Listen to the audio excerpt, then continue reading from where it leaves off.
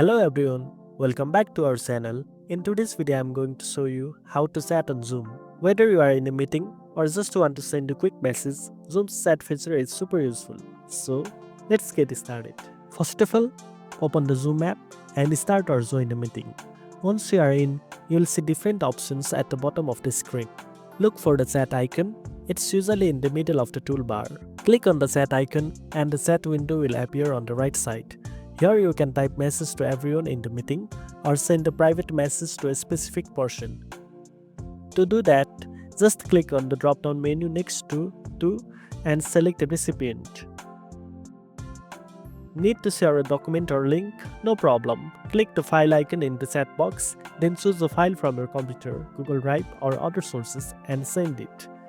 If you are the host, you can control who can send messages.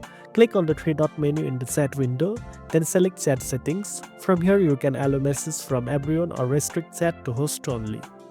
And that's it. Now you know how to chat on Zoom.